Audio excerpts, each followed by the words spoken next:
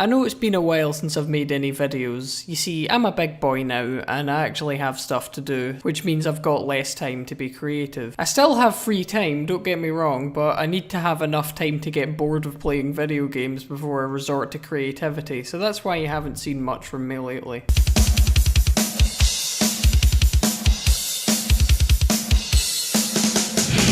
Anyway, I've been meaning to talk about metal on this channel for quite some time now since I love it just as much as I love video games. I'm amazed it's taken me this long. Anyway, as you might know, when Black Sabbath effectively invented metal, they originally set out to make music that was scary, and they succeeded at the time. That's how metal began, but after that, the majority of metal moved in more of a headbangy, adrenaline-pumping direction. Doom metal and black metal are really the only subgenres that consistently focus on atmosphere. But since attempted horror music was at the very conception of metal, even the other subgenres have some tunes that will get you spooked. So, since it's the month of watching horror movies and being baffled by how excited Americans get over Halloween, I thought I would recommend 5 metal Halloween songs. You can play these at night with the lights turned down to get in a spooky mood while still being metal as fuck.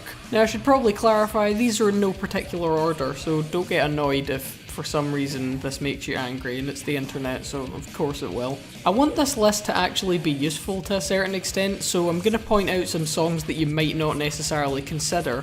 So there won't be any black or doom metal, and I'm not cheeky enough to just point you to Rob Zombie's entire discography. I'm not necessarily going for particularly obscure songs, I'm just going with songs that you might not necessarily consider if you want some Halloween related metal.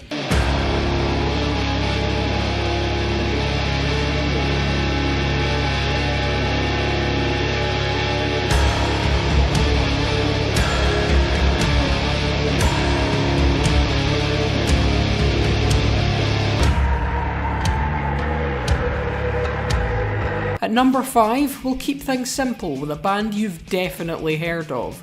Good old Metallica. Now you might think that the only scary things about this band are James Hetfield's Hellfire incident and Lars's drumming.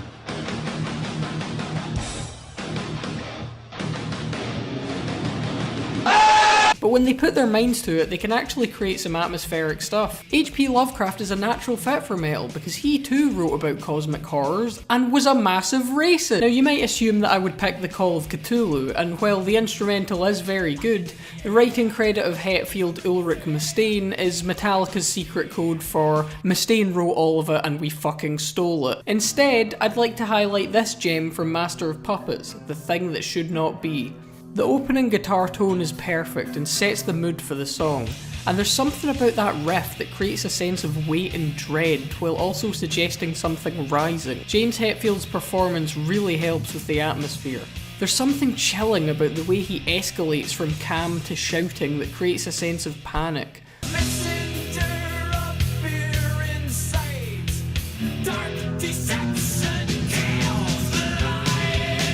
The way he sings the line just puts you on edge. If you like Lovecraftian horror, you can't go wrong with this one. Speaking of Metallica, what if they vastly improved their speed and song structure but made James sing with a clothes peg in his nose the whole time? Ah yes, Megadeth. And what song was it gonna be other than The Conjuring? I mean, come on. The opening of the song perfectly creates the right mood.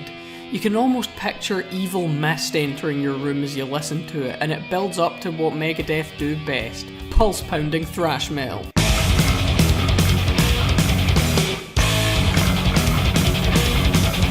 They let you headbang away for a bit, then they yank on the chain and drag you back into the creepy atmosphere.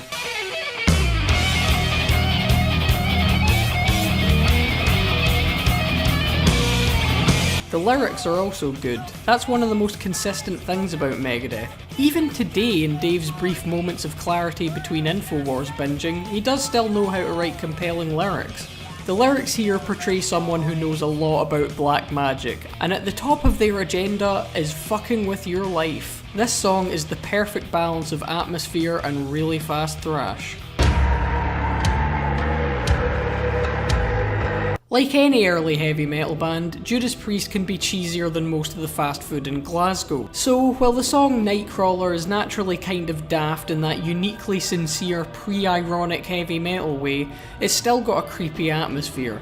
The intro riff is genuinely foreboding, and the lyrics, while admittedly on the nose, are actually fairly well written by Judas Priest standards.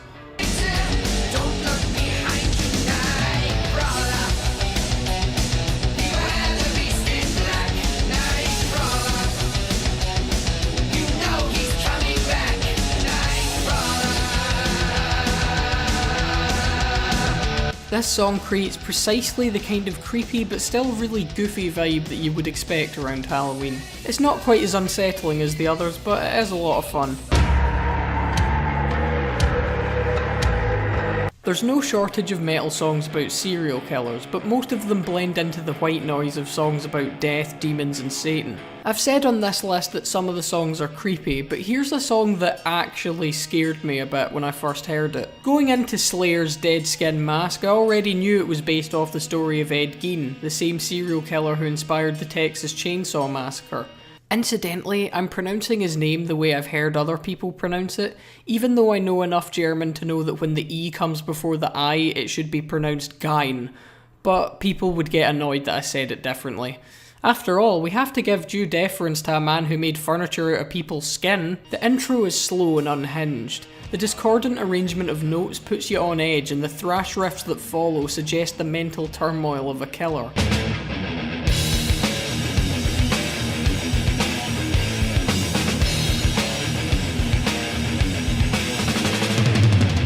In terms of lyricism, this is some of Jeff Hanneman and Kerry King's finest work.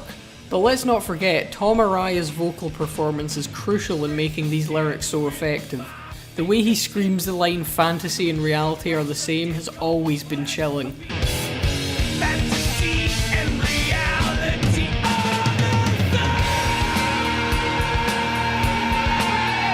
And then there's the part that really got to me. That fucking kid that talks over the last part of the song.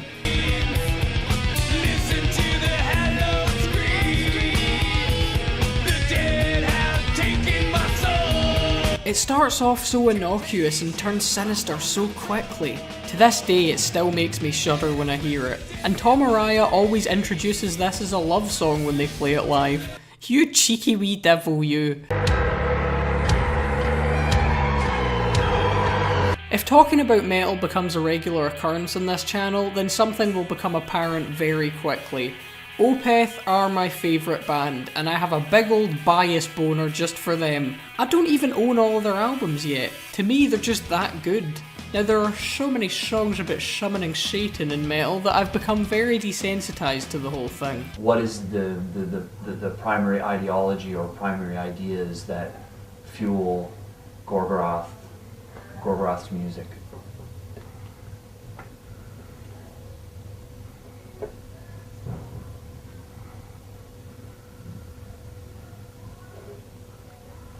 Satan. Oh, did you? But if we turn the lights down and pretend Satan is real for a minute, the Grand Conjuration makes the idea of satanic imagery seem fresh and interesting again. The main riff is so simple but so effective. This song is just ominous. They even managed to make an acoustic guitar sound creepy.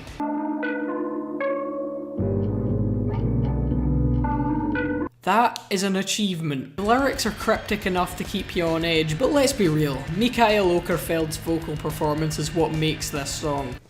Hang on, am I doing this right? Mikael Åkerfeldt, I know that's definitely not it. Let's hang on. The lyrics are cryptic enough to keep you on edge, but let's be real, Mikael Åkerfeldt's vocal performance is what makes this song. His clean vocals are so soft and calm, which creates the perfect contrast with his growls. And good God, those growls.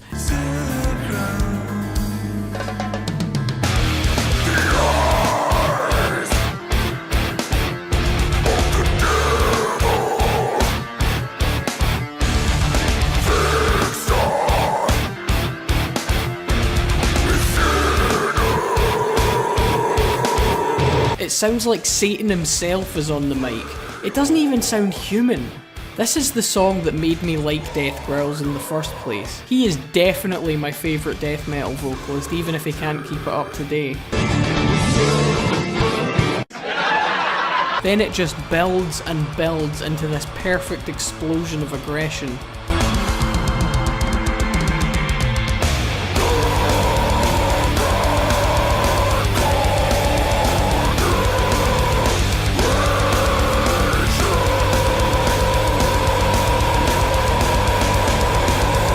This is one of those songs you should listen to with the lights off and just let the song take you on a journey. Well, those are my 5 recommended metal Halloween songs. As I said before, if you need any more suggestions, I could point you to anything by Rob Zombie, or the entirety of Black and Doom metal. I hope these suggestions might seem less obvious as a result. Maybe you can impress your elitist friends. Aye, as if. Or you could just scare the shite out normies at a Halloween party. It's up to you, really.